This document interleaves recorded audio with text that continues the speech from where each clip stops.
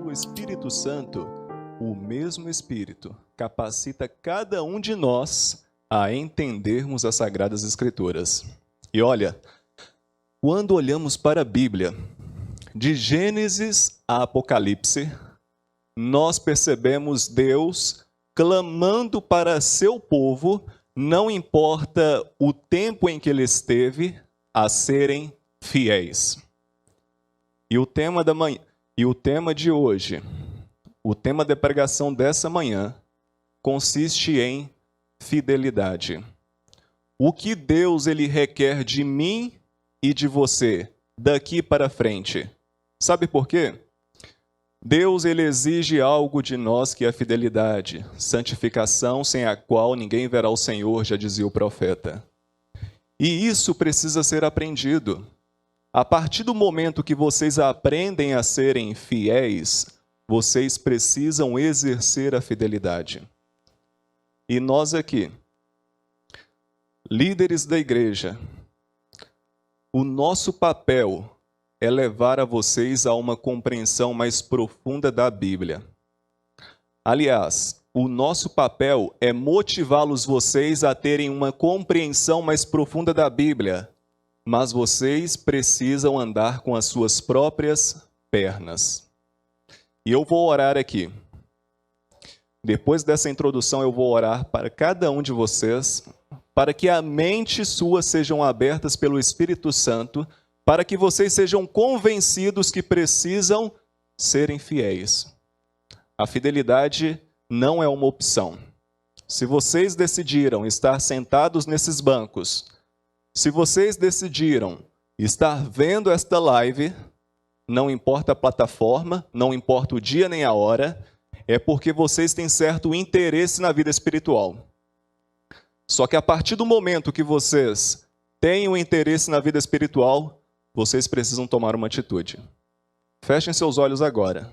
Vocês vão ouvir esse sermão. Através desse sermão, eu quero que cada um tome uma decisão no final. Feche os olhos e vamos orar a Deus. Você que está em casa, feche os seus olhos também, da maneira que você está. Oremos. Senhor Deus, o Senhor convocou o teu povo para pregar o teu evangelho, para espalhar as boas novas da salvação. E nós estamos aqui, não somente como ouvintes da tua palavra, mas também praticantes. Deus amado, Deus querido, o teu povo sentiu o desejo no coração não porque veio deles, porque tanto querer quanto efetuar vem do teu santo e bom Espírito. E eu lhe peço ao Espírito Santo, esteja aqui em nosso meio, esteja na vida de cada pessoa que está me assistindo, que está ouvindo esta mensagem. Eu clamo a Ti, ó Espírito Santo, que o Senhor convença os nossos corações do pecado, da justiça e do juízo. Porque quando Jesus voltar, nós não queremos ter dificuldades nenhuma de subir e estar junto com Ele, e para juntos estarmos nas mansões celestiais. Deus, por favor, eu lhe peço aqui agora, ao abrir a Tua palavra, que o Teu Santo e Bom Espírito venha iluminar para a compreensão da mesma. Sem o Teu Santo Espírito, vamos andar errantes. Por isso envie Teu Espírito, com poder e plenitude da Tua parte. E essa oração eu faço em nome e por amor de nosso amado Senhor e Salvador Jesus Cristo, que vive e reina para todo sempre. Amém. Convido vocês a abrirem as suas Bíblias em Romanos, no capítulo 1, no verso 16.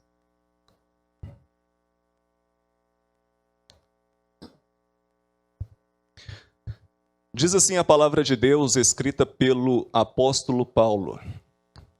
Romanos, capítulo 1, verso 16. Pois não me envergonho do evangelho, porque é o poder de Deus para a salvação de todo aquele que crê. Somente até aí.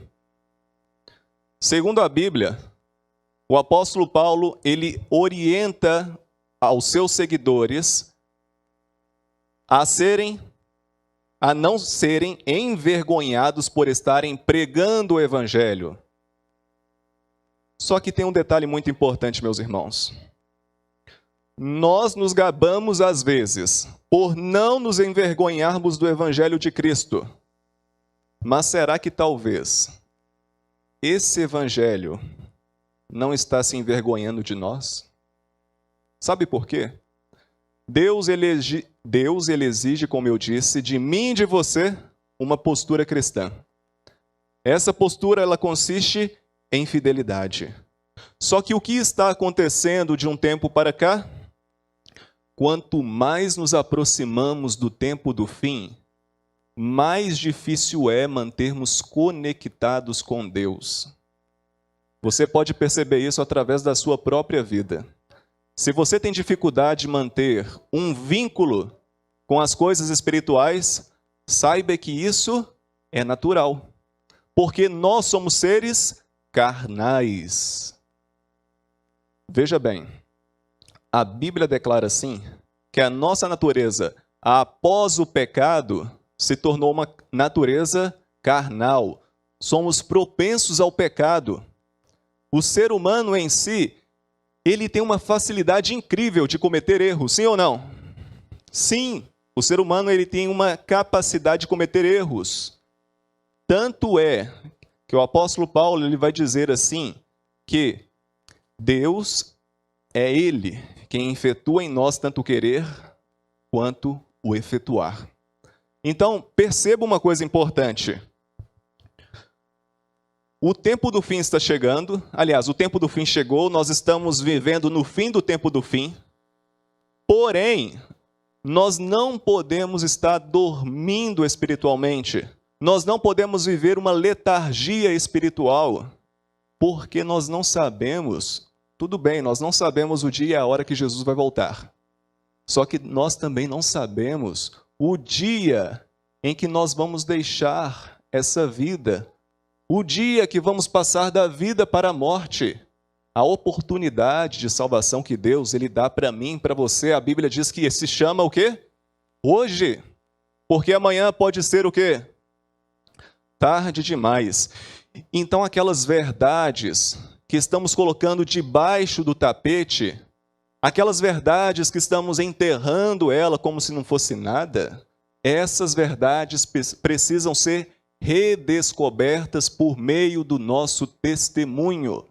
As pessoas lá de fora, elas não querem ver somente uma igreja organizada. As pessoas lá fora, elas não querem ver somente uma igreja com hospitais, com clínicas, com centros de saúde, uma igreja especializada em fazer grandes eventos. Não.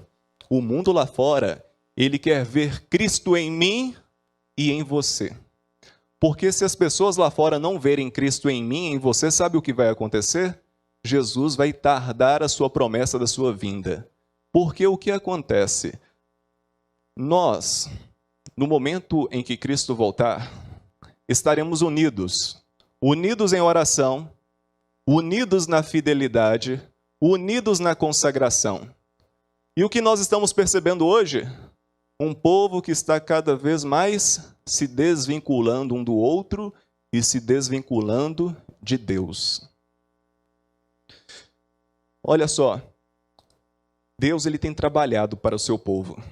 Vocês podem não perceber, eu posso não perceber, mas Deus ele está agindo no meio de nós. Vocês creem nisso, amém? Vocês aí de casa também creem que Deus está agindo em sua vida? Eu espero que sim. Sabe por quê? Quando Deus ele está unindo, Satanás ele está separando. Deus deseja unidade, Satanás ele deseja divisão. Portanto, quanto nós nos distanciamos um do outro, quanto nós nos distanciamos de Deus, quanto nós nos distanciamos da consagração, que consiste em estudar a Bíblia, consiste em ter uma vida de oração, Satanás, ele é exaltado quando deixamos de fazer tais coisas. Tudo bem, muitos não estão vindo à igreja pelo simples motivo da pandemia. Tudo bem. Mas e em casa? Deus, ele te dá 24 horas do seu dia. O que você está fazendo dessas 24 horas? Nós somos chamados adventistas do sétimo dia. Só que eu percebo um povo que se autodenomina, sem perceber, adventistas no sétimo dia. Como diz o nosso querido teólogo, Rodrigo Silva, o sábado, ele é apenas uma comemoração daquilo que você faz com Deus durante a semana. Portanto, de domingo a sexta-feira, o que você precisa fazer com Deus? Se relacionar com Ele. Se relacionar com a sua palavra. Se relacionar com uma vida de oração. Se relacionar com a igreja. Quem não está por dentro disso tudo, corre grandes riscos, sabe de quê? Perder a sua salvação. E Deus, ele não, no dia do juízo, Deus, ele não vai ter piedade daqueles que o negaram durante a vida. E como nós negamos a Deus? Deixando de fazer a nossa comunhão, o nosso devocional. Quando deixamos de ser pessoas fiéis. E sabe, a igreja, ela possui 4 fases a partir do momento que ela é criada. Vamos parar para pensar na própria igreja na qual congregamos, a Igreja Adventista do Sétimo Dia. A Igreja Adventista do Sétimo Dia, ela já passou por algumas fases. Como eu disse, são 4. A primeira fase é chamada de fase homem. O que isso significa? Essa fase é quando o homem de personalidade forte, ele descobre verdades. E ao chegar nas conclusões finais, ele sente a necessidade de compartilhar as verdades que ele compreendeu. Olhamos para o início da nossa igreja. Veja bem, a nossa igreja ela começou por meio de um movimento. Entre 1816 e 1831, a história nos conta assim que um homem chamado Guilherme Miller, ele era estudante da Bíblia, mas de maneira especial dos livros apocalípticos, Daniel principalmente. E a Bíblia fala no livro de Daniel a respeito de 2.300 tardes e manhãs, e o santuário seria o quê? Purificado. Nós entendemos que a purificação do santuário consistia de Jesus passar do lugar santo para o Santíssimo. Mas Guilherme Miller, naquele tempo, o que ele compreendeu?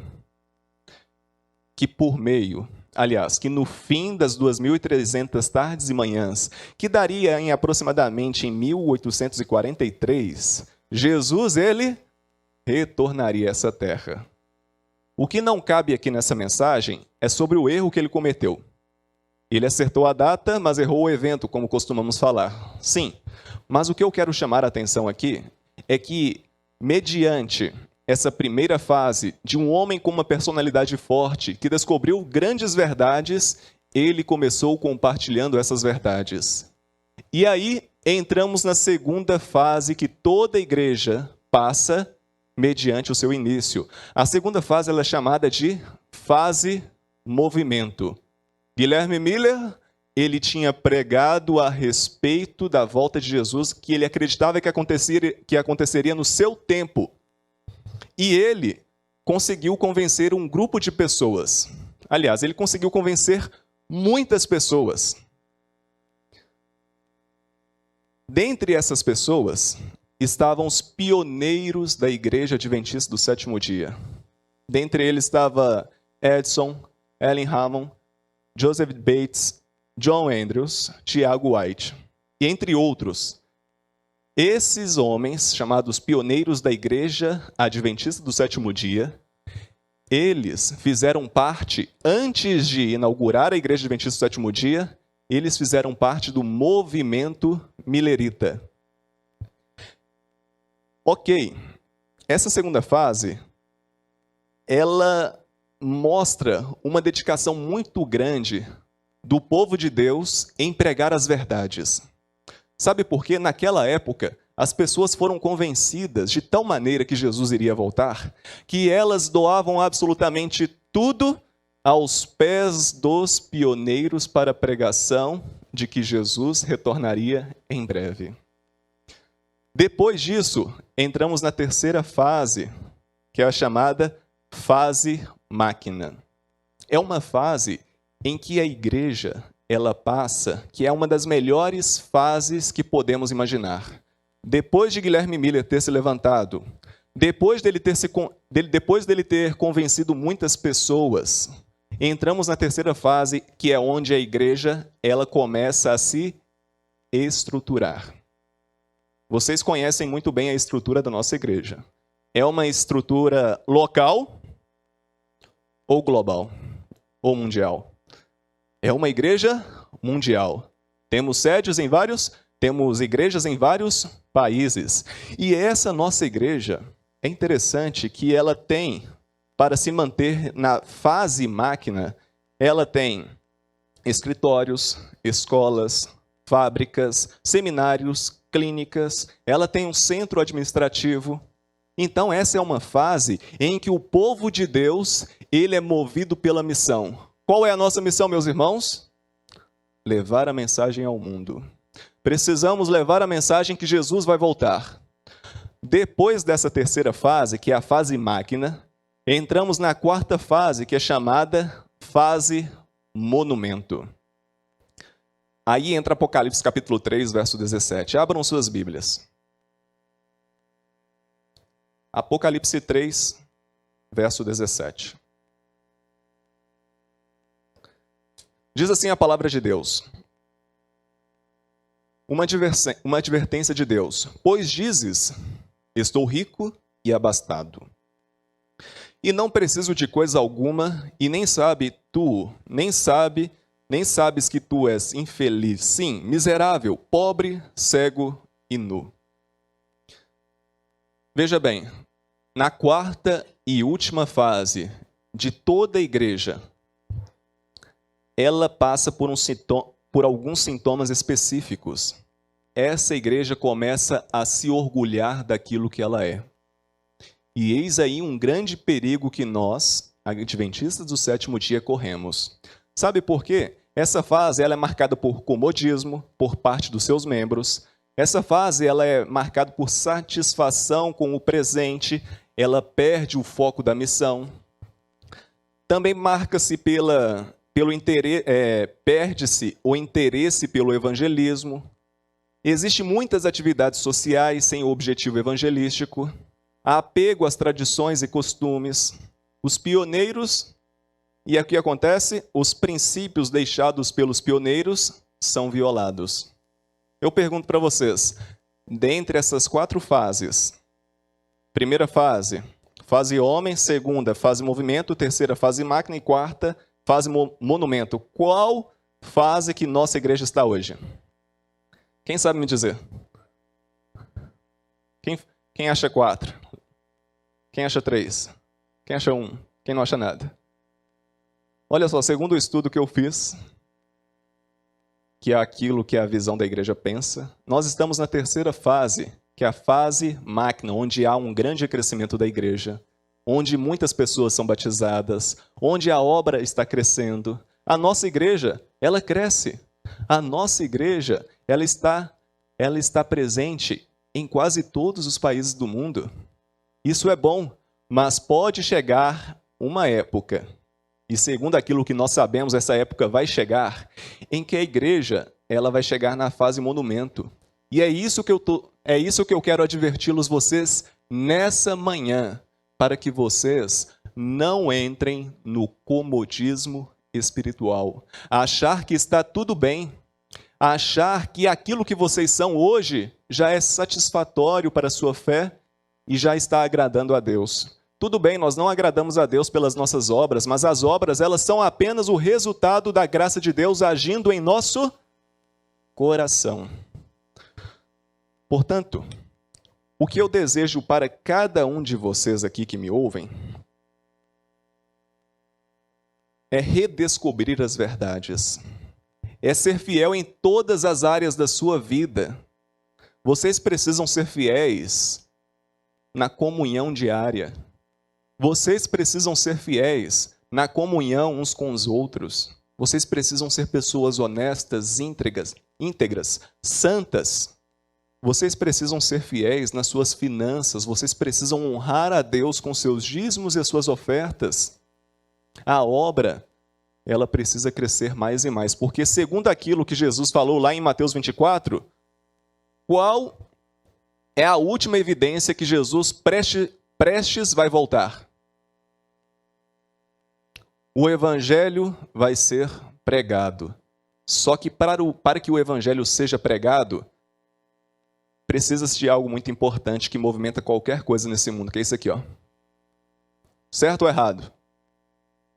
Por isso que eu e a minha família, nós honramos a Deus em todas as áreas da nossa vida, principalmente nas nossas finanças, porque através das nossas finanças, eu estou contribuindo para a volta de Jesus. Essa igreja é uma igreja séria, essa é a igreja que faz parte da igreja que Deus requer que cada um de nós sejamos. Portanto, é uma igreja transparente, que mostra o que está sendo feito com as suas finanças.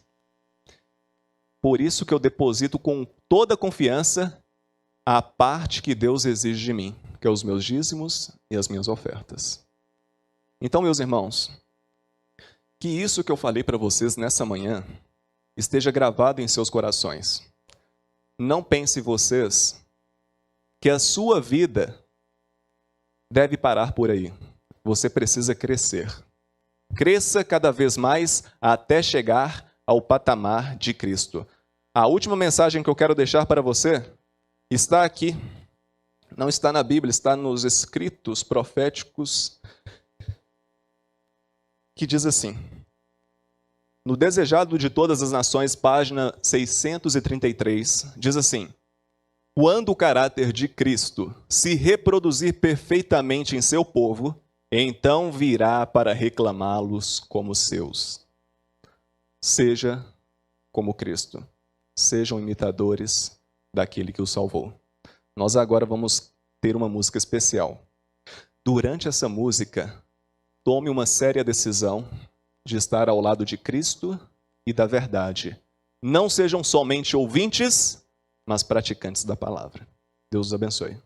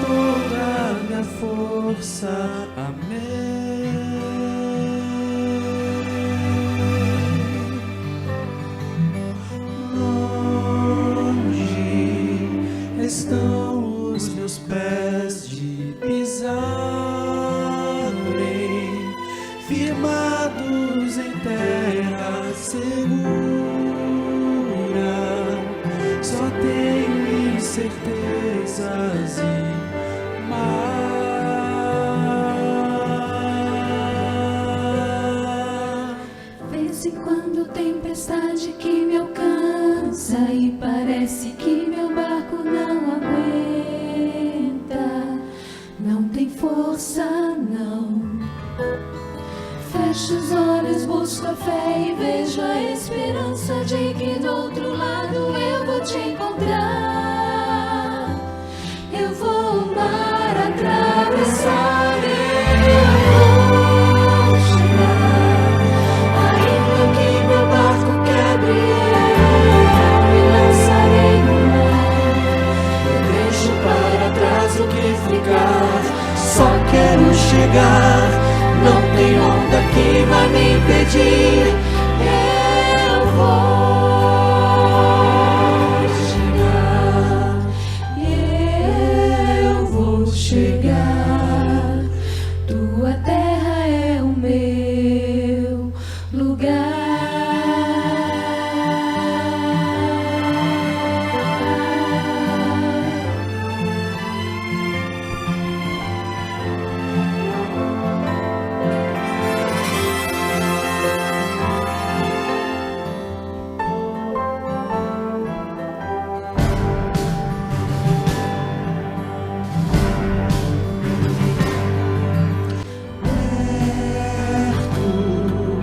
Eu sinto alguém conduzindo. É como se não vai sozinho. Esteja eu na embarcação.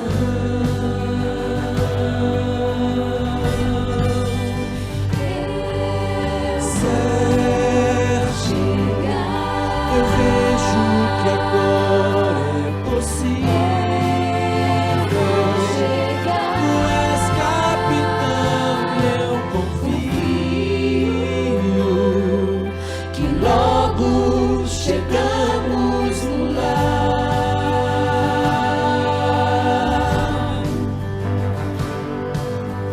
Vez em quando tempestade que me alcança e parece que meu barco não aguenta. Não tem força. Não feche os olhos, busca a fé e vejo a esperança de que do outro lado eu vou te encontrar.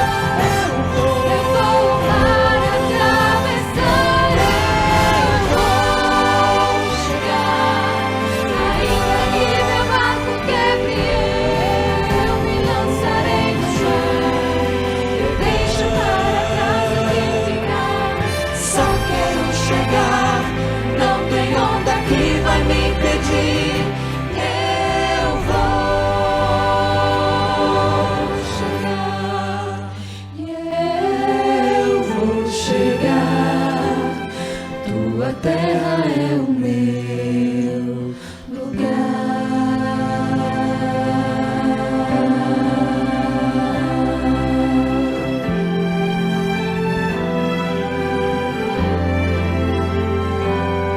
Tenho ouvido de uma terra linda, encantada,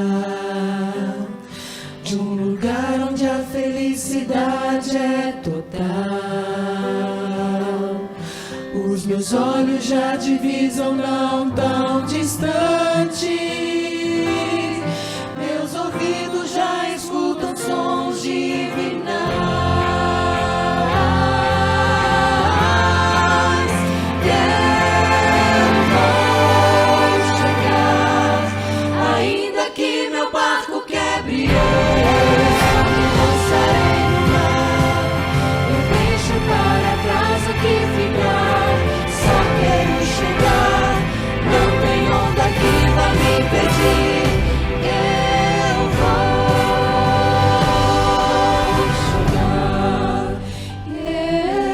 Eu vou chegar. Tua terra é o meu lugar. Ainda que demore, eu vou chegar. Mesmo que distante, eu vou chegar. Sobre a tempestade, eu vou chegar.